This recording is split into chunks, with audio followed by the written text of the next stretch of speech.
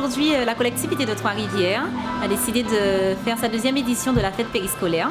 Donc celle-ci est toute particulière puisqu'elle marque le début du PE d'été, une nouvelle compétence qui a été donnée aux communes de pouvoir prendre en charge les enfants autour d'un projet éducatif qui met en cohérence tous les temps scolaires de l'enfant et périscolaires autour d'un thème. Donc à Trois-Rivières, on a choisi le vivre ensemble pour mieux se découvrir et s'épanouir dans son environnement. Alors effectivement, il y a eu beaucoup d'appréhension sur ces nouveaux rythmes scolaires. Donc quelles seraient ces étapes, les nouveaux temps d'activité périscolaire? Donc le challenge a été donné, c'est effectivement d'offrir à des enfants, leur permettre d'avoir libre accès à des activités qu'ils n'ont pas forcément l'habitude de mettre en œuvre.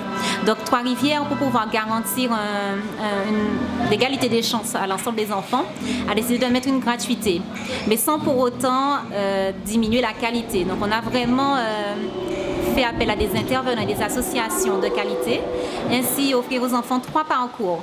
Donc un pôle sportif qui réunit des activités comme le twirling bâton, le volleyball, des jeux aquatiques aussi. Un pôle artistique avec de la danse gros-cas. Nous avons plusieurs aussi types d'activités artistiques comme la comédie musicale.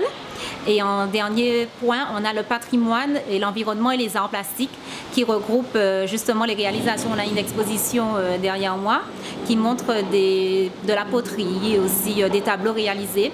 Mais on essaie de quand même mettre en valeur aussi le patrimoine, surtout à Trois-Rivières des Amérindiens. C'est un beau challenge et au contraire, on permet de montrer aux parents que leurs enfants sont pleins de talent et que justement, ça peut beaucoup leur apporter pour leur réussite et aussi leur prise de conscience de leurs capacités. L'implication de la commune, elle a été totale.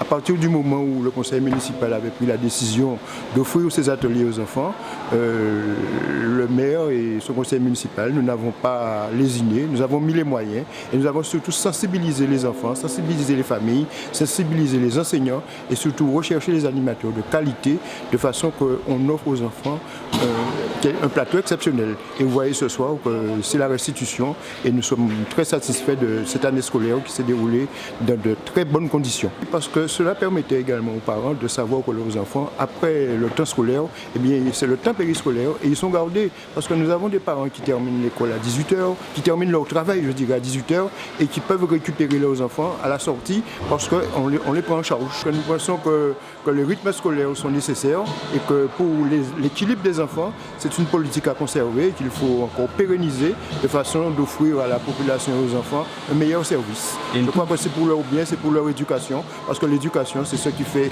des hommes et des femmes de demain. C'est certain que les parents nous disent qu'ils se rendent compte que leurs enfants sont plus attentifs, ils sont plus intéressés et qu'ils font beaucoup plus attention à ce qui se passe autour d'eux.